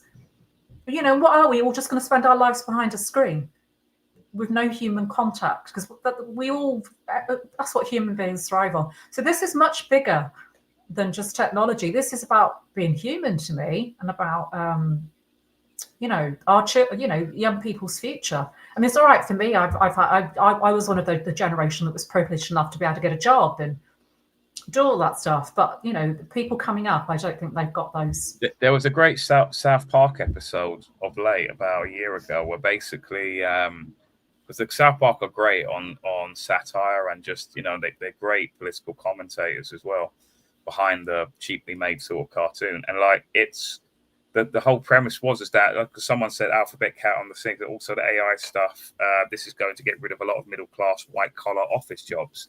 And in the episode, is that basically that was happening? Is that all these white collar, once well paid people were getting let go, and the AI was taking over. But then it was the blue collar people, like plumbers and electricians, then became the people on top, because all the white collar people didn't know how to do anything, like in terms of the blue collar world. So then all of a sudden, these plumbers were now the people on top of society. And I did think about that before they made an episode about it. I thought, all of these people, because they're trying to get people to not go and do what used to be polytechnic sort of courses, right? The polytechnics of manual labor kind of jobs, like being an engineer or whatever, a plumber, electrician, whatever it is.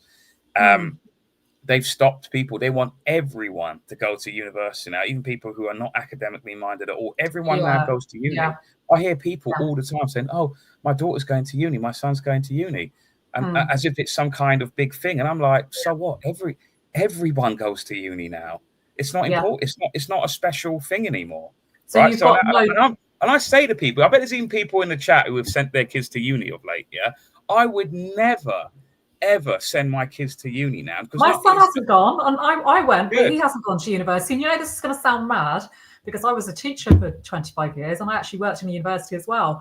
So when people hear me say this, they're like, "What? You didn't want him to go to university?" I actually said to my son, "I don't recommend you go to university," because I knew this was years ago. This is what was coming, and I said to him, "I don't think there's going to be any jobs for you. No, it's I think you're going to find university a waste of time." It's a hyperinflation of degrees now. So you have people. There isn't enough jobs. The government are trying to turn jobs that you don't need university degrees for into ones that you do need. Even the police there and the nurses and everything you need a degree for in order to become one. Back in the day, you didn't need any of that. But they want them all in debt as well, Sean. I mean, the debt's the other thing. They want everybody controlled by debt. You are paying for your own indoctrination. You're paying to be enslaved by debt. The whole thing's a con. There is no positive to being in uni anymore. And I say to anyone, do not go to uni. There's nothing there. It's just a hellhole. And also, as well, it's so controlled. I mean, it's changed so much as well. I mean, there was a time when I went to university. There was a time when there was quite what I call academic freedom. Lecturers would stand there and say what they wanted to, and they tell you their opinion if you ask them. Now they will lose their job if they do that. They're not allowed to have an opinion. And that's the whole point to me of academia. It should be that everyone has different ideas and you thrash them out. That has all gone. It's controlled. It's controlled thought. Well, saying that, funny enough, relating to that, have you heard about this Dr. Rahim Aldawan? Have you? I don't know if I'm mispronouncing her name. She is literally just a few hours ago. She has been arrested. I did hear about this. So she is an NHS nurse who again was talking about basically kind of what we've been talking about essentially, but especially highly critical on Israel. And she's just been arrested. Let me put the sound on. Actually, watch this video. Yeah. She has just been arrested. Let's just. What power? US in what? Sorry. She's under arrest. Why? Because you're under arrest for offences. Malicious communication times 3, and for inciting racial hatred. I will explain to you everything. I just need to get cut on you because, like I said, I don't know what's up in the house. So, Section 1 of the Malicious Communication Act and Section 127 of the Misuse of Public Communications Network. Again, on the 21st of July, at a pro-Palestine protest, which took place outside the Foreign Commonwealth Office in King Charles Street, he gave a speech which amounts to calls for the eradication of Israel and implies support for all those involved in armed resistance against Israel. So keeping in mind, this woman would have been someone who would have come from the left. That's why all this left-right stuff is nonsense. It's total nonsense, the left and right dichotomy, because really now I think a lot of people understand the massive influence is that these people now, they need to, really, if there is a divide line, it needs to be, are you pro-Zionist or anti-Zionist? That needs to be the new divide line, if there is one to be had. because that it doesn't matter. This is an NHS doctor who comes from more the left wing, right? And because let's see now all of these NHS people, if they're going to step up for this woman who is also obviously a minority woman as well. Let's see if they're gonna. I got a funny feeling they're not going to say anything about it. No. They're just thinking of their own jobs and their own backs, aren't they? Yeah. So that's gone on. What else have I just seen here? Something else with that related. I mean, on that point, I think that's a really serious point. How everyone's been polarized back, into this whole left-right paradigm. And I was guilty of that years ago. I used to be in a left-right paradigm. I'm not anymore. As much as there's still things that I still, think, and I think people see the issue over Palestine as a left-right issue, and it isn't actually. It's nothing to do with left-right, and it's nothing to do with religion, and it's nothing to do with, it's actually about what I'd call colonial forces that have been around for centuries now that just want to occupy, divide and rule, and make money out of that terror. And they use, you can go back in history in terms of the history of religion and religious groups and ethnic groups from Europe. I'm not going to get into that. So there is that. But I mean, in terms of modern times, it's been completely hijacked by financial interests, what's going on in the Middle East, to divide up people, weaponize this left, right, Muslim, Jew, Christian, whatever.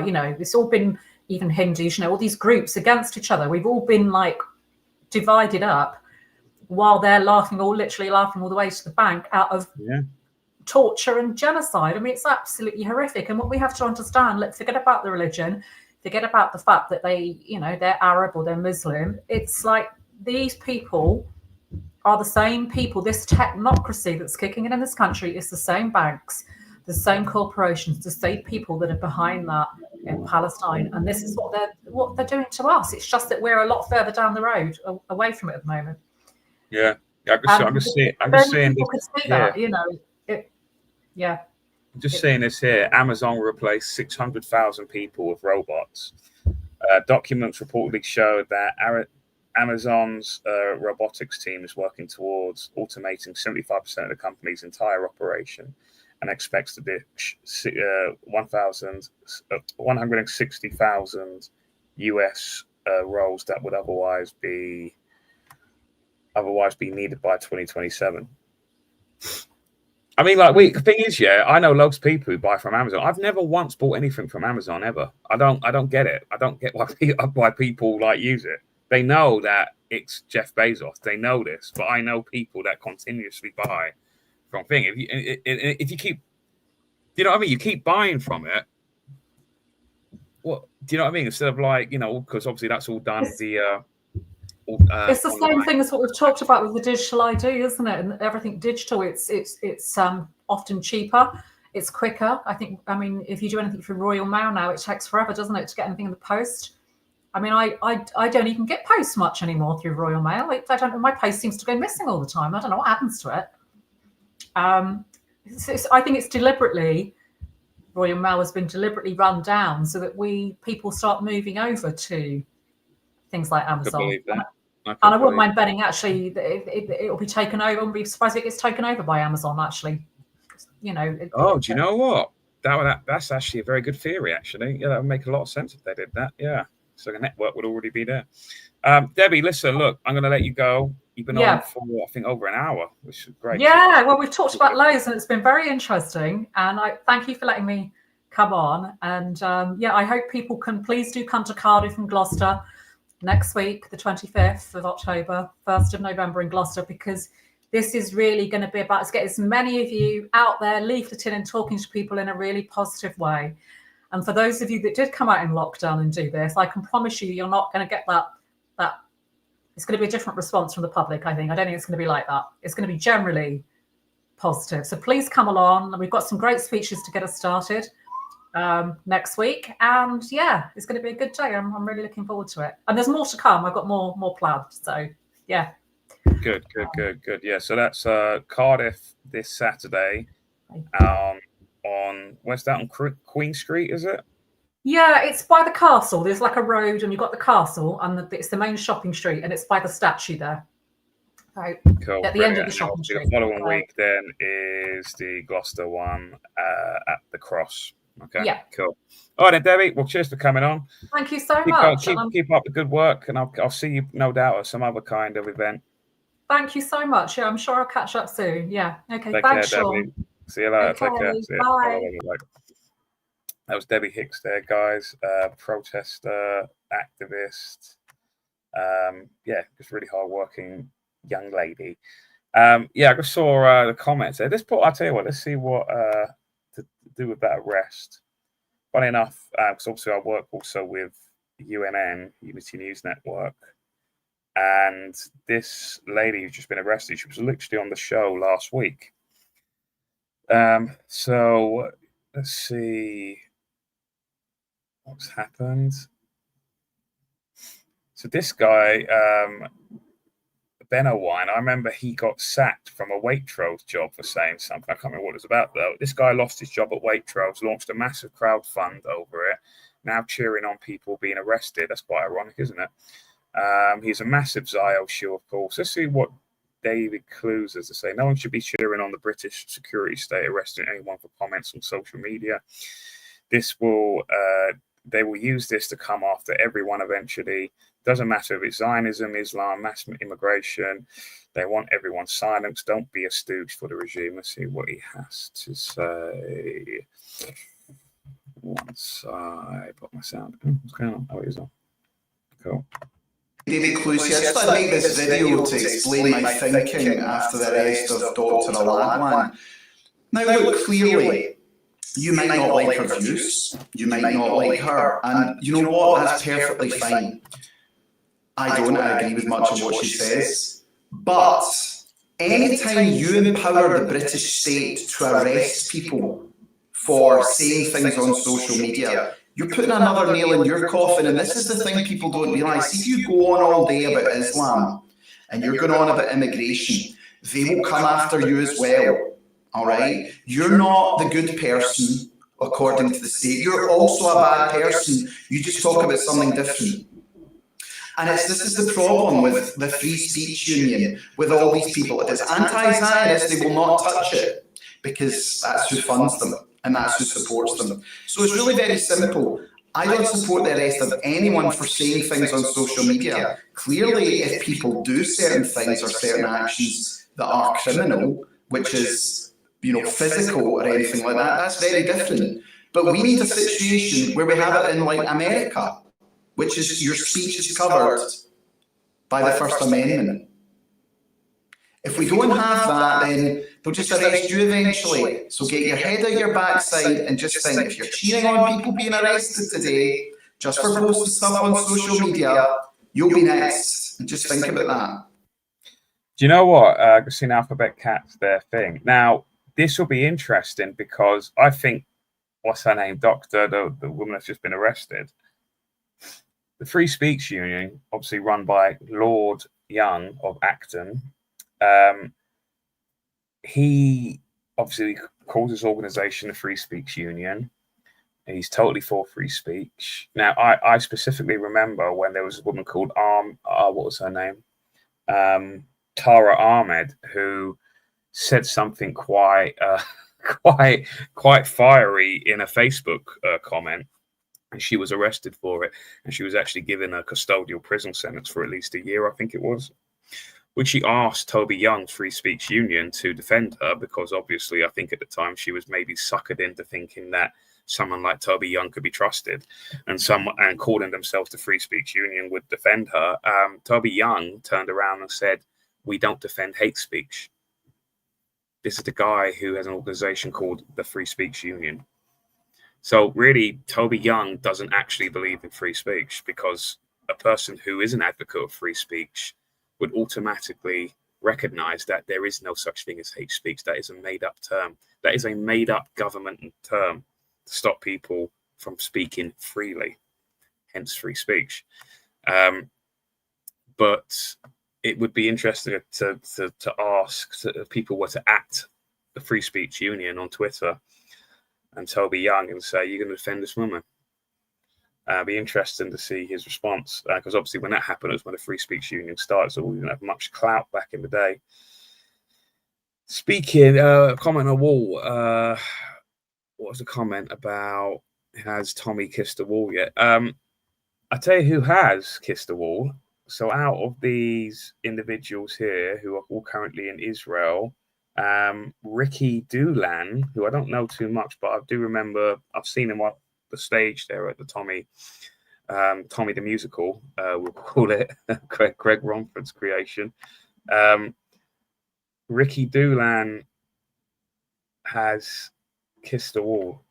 And if people don't quite understand this, this is basically this guy, Ricky Doolan, he gets what's going on in the world. He gets who really the people pulling the strings are, the puppet masters. And this is a guy, this is what's known as a Shabbos Goy, and basically a useful idiot to the Israeli people or the Israeli government. So there he is. He's one of them. We're waiting to see if Tommy is going to kiss the wall. So someone asked as well, they saw something really interesting on UNN last night. And basically what happened is that Tommy is in Israel. He's constantly making propaganda videos on behalf of the state of Israel. He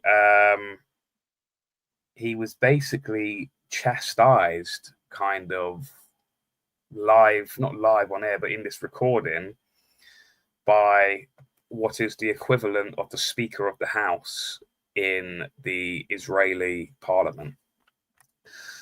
And this guy's quite interesting. Tommy Robinson is on his paid tour of Israel. We have consistently pointed out that Tommy is in the pay of the Israel lobby. However, in a clip released today, we noticed something very different.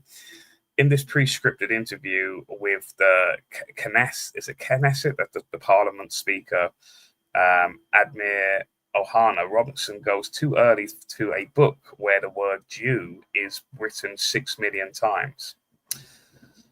Onahar then physically slaps him and then chastises him.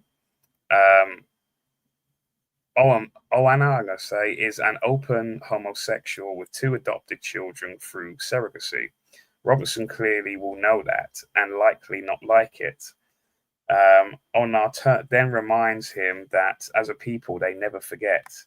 Robinson is then quiet and physically shaken for the rest of the interview. The problem for Tommy is that he doesn't have the bloodline to truly be in the mafia. Maybe he is just starting to realize who he has gotten into bed with and what they may end up doing to him after he has run out of use to them.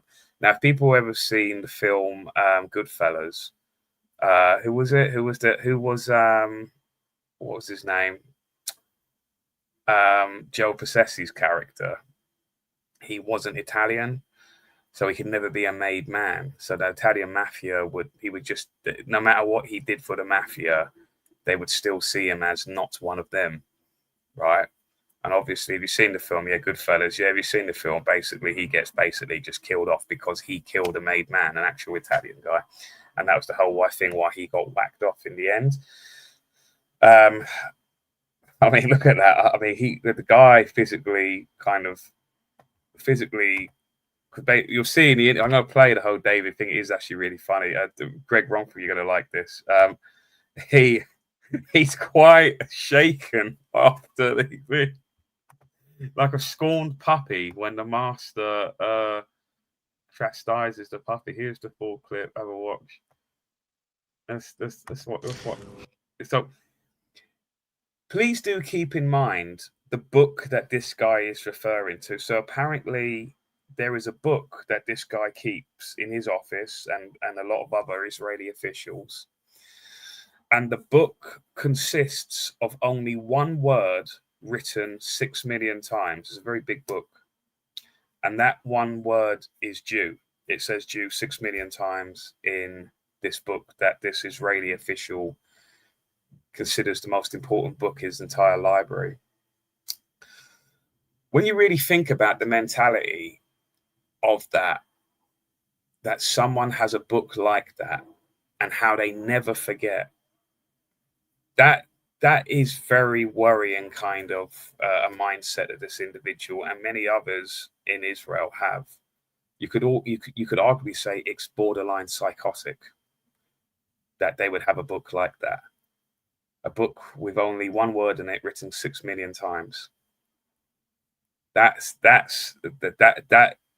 is.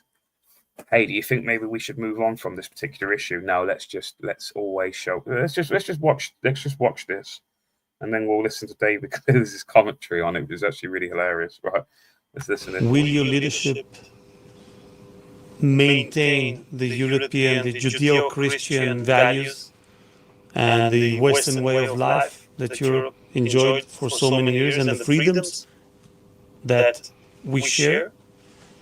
Or will they cave in? Because when the immigrants come in small numbers, they seek to assimilate. When they come in large numbers, they seek to dominate. The question is, who's stronger, who will win, and will the Europeans manage to unite, to stand against the forces of radicalism and extremism? Please do remember that it's Israel sending those people to Europe in the first place. So they really want this race war to kick off. Because obviously if we're all fighting each other in Europe, we're not focusing on what Israel are doing with their much more powerful influence that they have upon at least the Western world. And fundamentalism. 80 years ago, we have lost 6 million of our people. You have 6 million of our people. Men, women, children, elders. We are a people that remembers. We don't forget. What you see here on my desk, this book, very large one, very heavy one, contains only one word. Very small, very tiny, almost invisible, only one word. And that word is Jew. It's written here 6 million times. And when you hold it, and you realize that every line represents your classroom, every few lines, the whole school, every page is a village, every few pages a town. I imagine, out of punishment, Tommy was made to read that book shortly after. He goes, "You have to read the whole book, Tommy! You acted too fast." Who's that slap? Let's just hear David Clear's comment on it. He slapped Tommy. This other guy as well. This is our greatest allies. Tommy takes a spanking then from Yishai Flesher, as he tells him the British have a special place in hell for turning on the Jewish people. And Tommy just takes it. He just nods like a dog. Yes, master. Yes, master. Let's hear what this guy say. Listen to David's first. Let's listen to David Clear. 6 million of our people. You have 6 million of our people. Oh, see now, you pathetic little guy, you bitch, you're my little bitch, Tommy. Don't fucking do that to me, you bitch. Don't you fucking interrupt me, you fuck. Slaps him around, beats him around the room. Sorry, I just want to make you look good. It's one of you fucking prick. Look at Robinson's eyes. Even this is too much for him. And fundamentalism. 80 years ago, we have lost 6 million. Really? Of our people. You have 6 million. Look at that. Look at that, you dumb little fucking guy. Look at him. He slaps him. He slaps him. Not yet, you stupid guy. Not yet, you. See, this is what he doesn't get. Or maybe he does get it and he just doesn't care because he wants the money. They view you as nothing. You are a piece of shit to these people. Look at the slap. Look at the slap. 6 million of our people. Look at that. He slaps him. He slaps him like the bitch that he is. He's shaken after that, you can tell. Of our people. You have 6 million of our people. Who's in charge here? Look at him bent over as well. Look at that. men, women, children, elders. We are a people that remembers. We don't forget. What you see here on my desk, this book, very large one, very heavy one, contains only one word. Very small, very tiny, almost invisible, only one word. And that word is Jew. Who makes a book? It's Who written does here that? 6 million times. Who does And when that? you hold it and you realize that every line represents your classroom, every few lines, the whole school, every page is a village. Do you know something? Do you know something? Do you know something? Do you want me to actually tell you something? Look at Robinson's eyes. Even this is too much for him. Like, again, this is too much for him. This is Tommy. Tommy's getting double-fisted right now, and he can't even take that. Do you know what that's like? That's like the book in The Shining.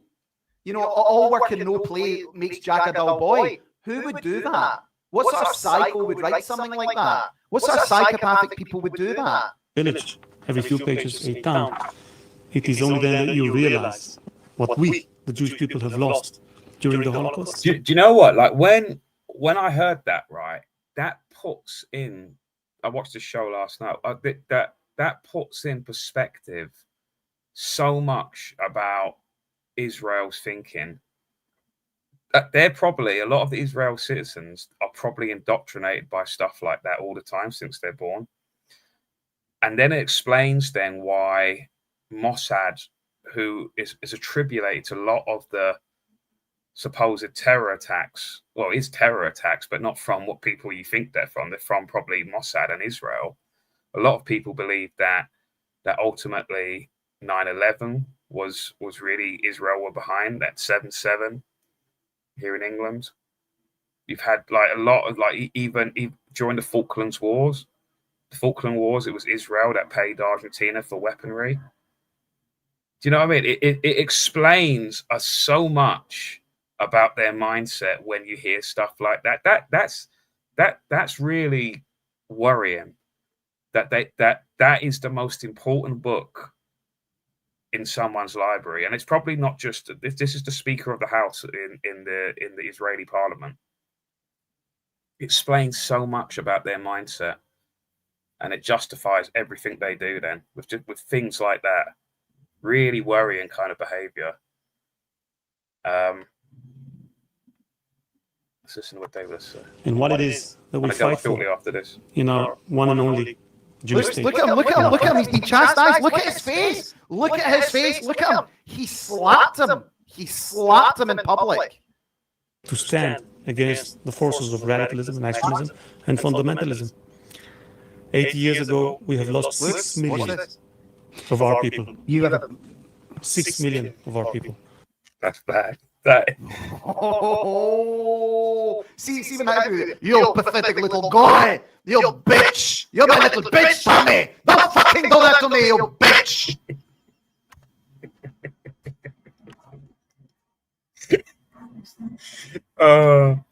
So shortly after that, it was a 1-2 punch.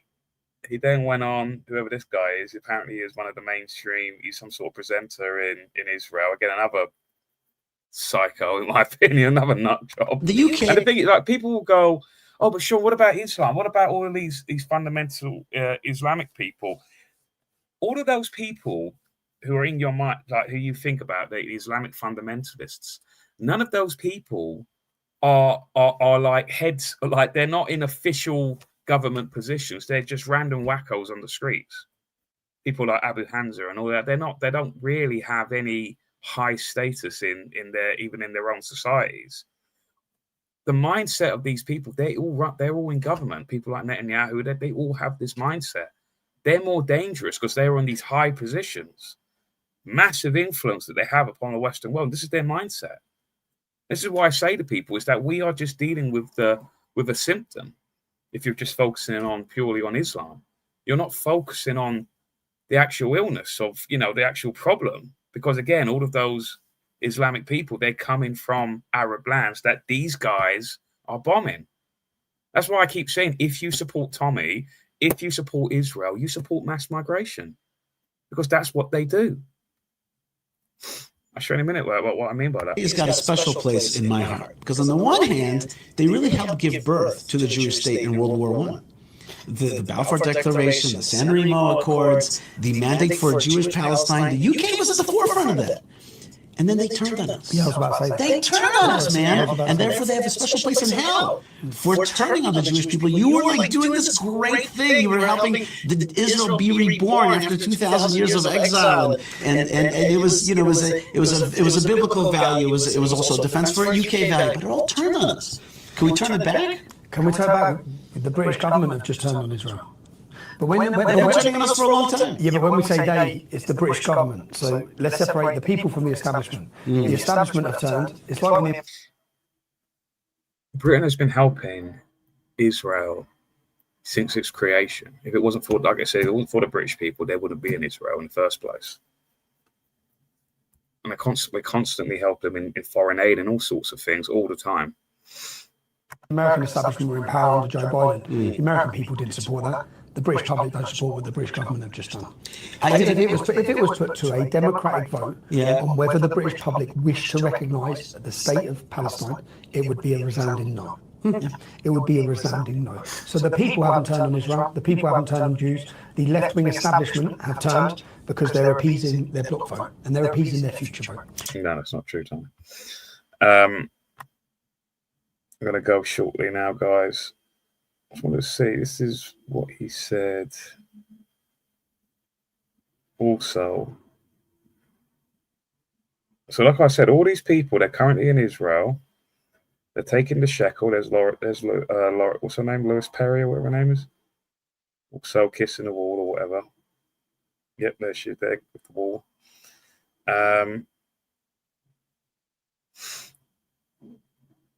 Tel Aviv Steve, who his new nickname is, Tel Aviv Steve, being interviewed by a Jewish interviewer. He says, I just want a Britain. So keep it in mind, if you're a person who supports Tommy, they're usually people who are Britain first, not in the political party sense, but just they're more for people who are British people, right? When asked who are British people, Tel Aviv Steve, Tommy Robinson, immediately replied, it's not white people, but British people are Muslims and Jews. A reminder that multiculturalism was originally promoted by Zionists and father of the European youths in Richard Kalergi. Tel Aviv Steve continues to portray the UK with Zionist money. Let's see what he has to say. I just want a Britain where British people are put first, and that's it. Just British people are put first. Who are those British people? It's not white people; it's British people. Right? Does it include me? Of course, it includes you. Yeah. Does it include Muslim? Of course, it includes Muslim. Okay, cool. Okay, right. Anyway, I just want a Britain. That all makes sense, doesn't it? Right, guys, I'm going to head off. Thank you all for being on the show today. You've been great. We've had about up to over 400 people watching. Thank you all. And I think there's going to be another show after this. I'm not 100% on Unprecedented TV. Please do subscribe to Unprecedented on all the social medias, as well as my Delivering Liberty YouTube channel and Telegram, etc. Thank you all for watching, and thank you, mate. Thank you. Great show. Thank you. Cheers, guys. Thank you very much. Welcome. Take care, guys, and have a good